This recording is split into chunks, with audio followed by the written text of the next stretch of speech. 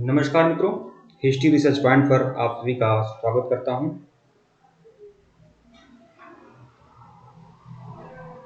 NCERT history class 11th की पुस्तक है विश्व इतिहास के कुछ विषय। उस पाठ्य पुस्तक से संबंधित टेस्ट सीरीज चल रही है और यह आखिरी लास्ट टेस्ट सीरीज है एनसीईआरटी हिस्ट्री क्लास 11th का। ठीक है, तो बहुत सारे लोग परेशान थे कि क्लास 11 ही पढ़ाया जाएगा, क्लास 12 को पढ़ाया जाएगा, तो अब आज यह पूरी आखिरी टेस्ट सीरीज है और विश्व इतिहास के कुछ विषय क्लास 11th आपका पूरा कंप्लीट हो चुका है। जिनको भी क्लास 6 to 12 का कंप्लीट कोर्स करना है वो लोग ज्वाइन कर सकते हैं। यह हमारा ऑफिशियल व्हाट्सएप नंबर है 8318397276। हमारा ऑफिशियल व्हाट्सएप नंबर है, फोन पे पेटीएम नंबर यही है 8318397276। हमारा ऑफिशियल व्हाट्सएप नंबर है। केवल 1499 रुपए का कंप्लीट कोर्स है 6 to 12 का। पूरा आप लोग को lectures video, PPT notes, hand retain notes और टेस्ट सीरीज सब कुछ आप लोग को ओके मिलेगा। तो जो भी लोग ज्वाइन करना चाहते हैं इस कोर्स को वह लोग ज्वाइन कर सकते हैं, हमारे व्हाट्सएप पर मैसेज कर सकते हैं अगर आपको कोर्स ज्वाइन करना है तो। ठीक है, एनसीईआरटी हिस्ट्री क्लास 11 विश्व इतिहास के कुछ विषय। आधुनिकता की ओर, इस चैप्टर का जो नाम है वह है आधुनिकता की ओर।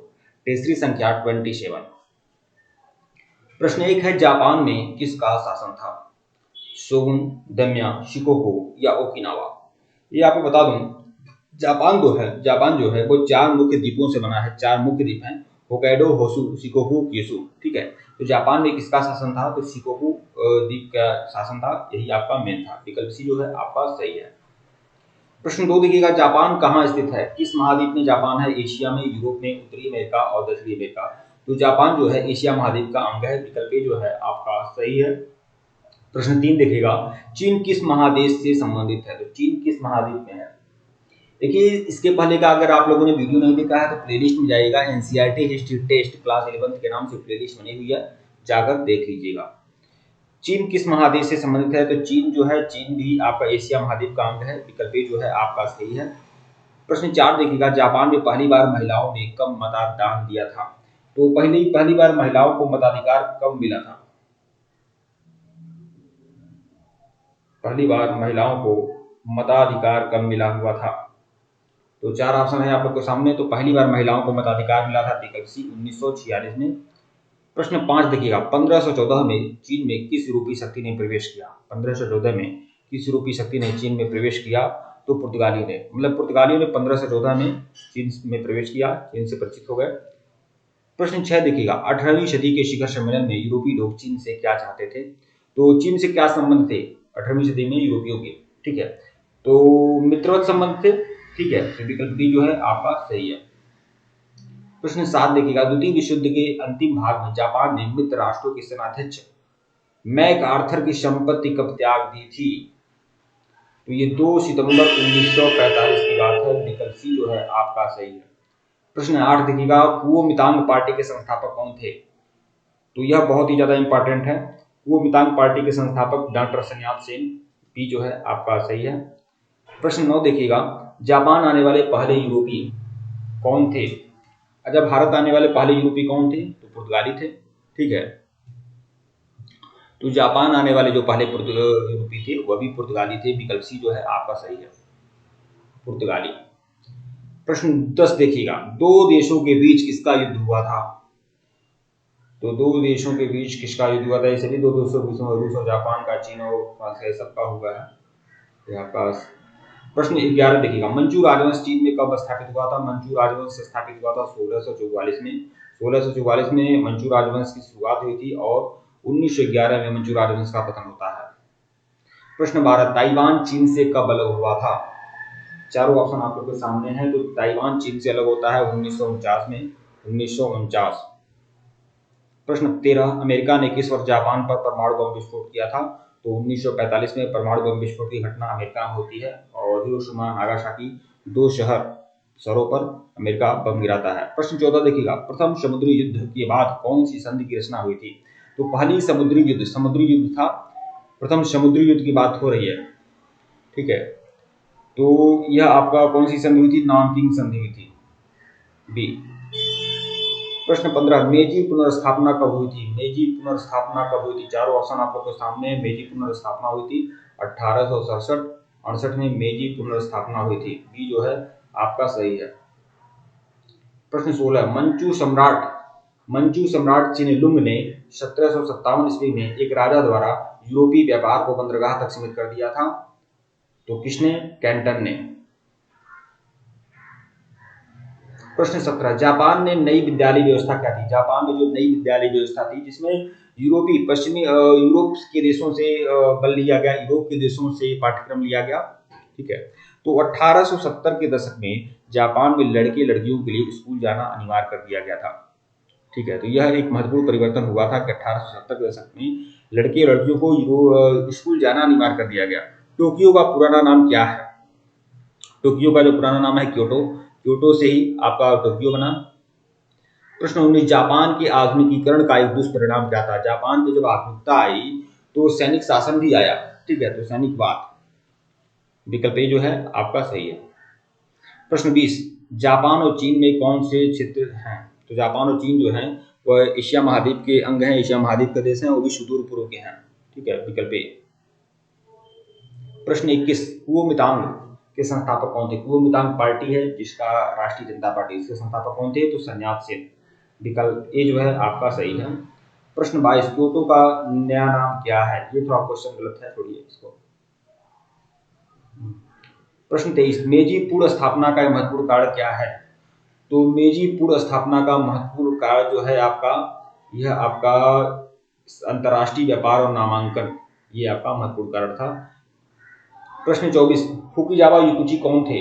तो यह एक बुद्धिजीवी थे फुकुजावा युकुची। फुकुजावा युकुची यह कहते थे कि जापान को पश्चिम के जो देश हैं उनका नकल करना चाहिए और अपना एशियाई स्वभाव, एशियाई लक्षण खो देना चाहिए, यह बातें वो कहते थे।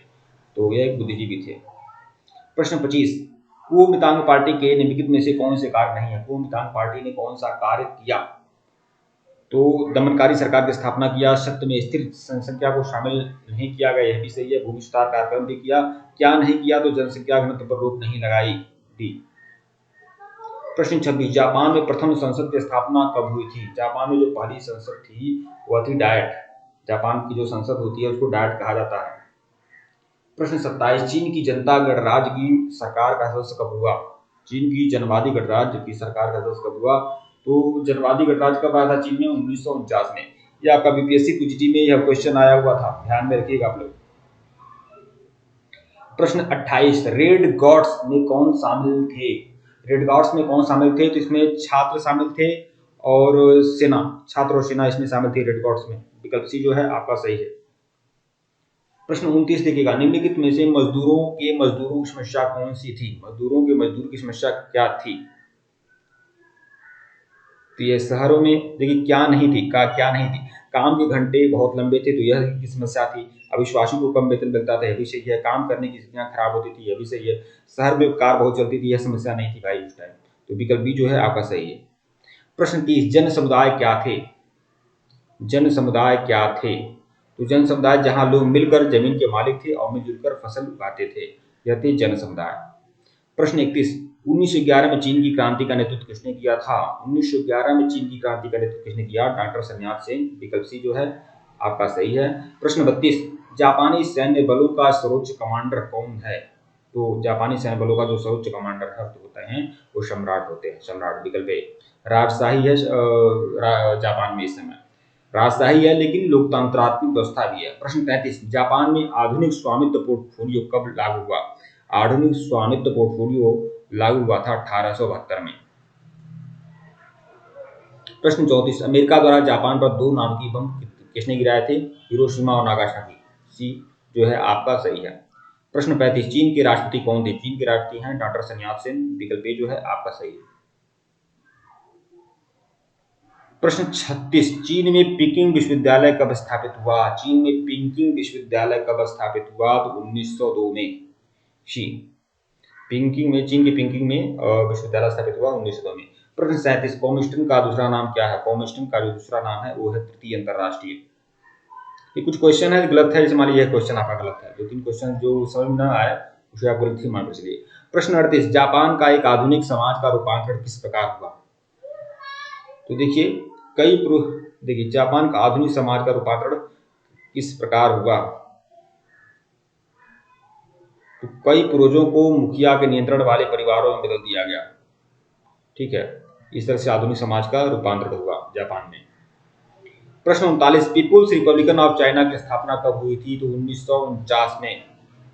पीपुल्स रिपब्लिकन ऑफ चाइना की स्थापना 1949 में थी। जापान को अमीर देश को समझा जाता है क्योंकि जापान में क्या है जानते हैं, जापान में चीन से रेशम का निर्माण होता था, चीन से रेशम को आयात किया जाता था और भारत से कपड़े का भी आयात किया जाता था। जापान में सोने की कीमत इससे कैसे चुकाता था जापान? इसकी कीमत जापान जो है सोना से चुकाता था, इतना ज्यादा सोना होता था जापान में।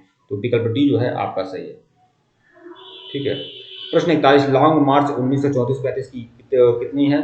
लॉन्ग मार्च, देखिए लॉन्ग मार्च जो चला था, एक अभियान था जापान में चला था 1934-35 में।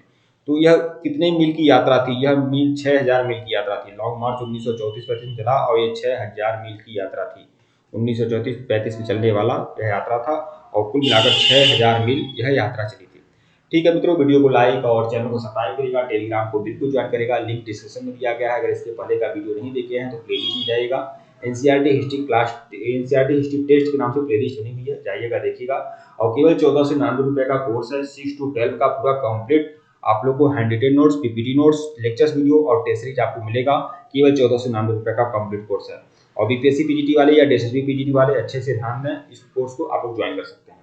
धन्यवाद। आप लोग को टेलीग्राम बिल्कुल ज्वाइन करेगा, लिंक डिस्क्रिप्शन में दिया गया है। धन्यवाद।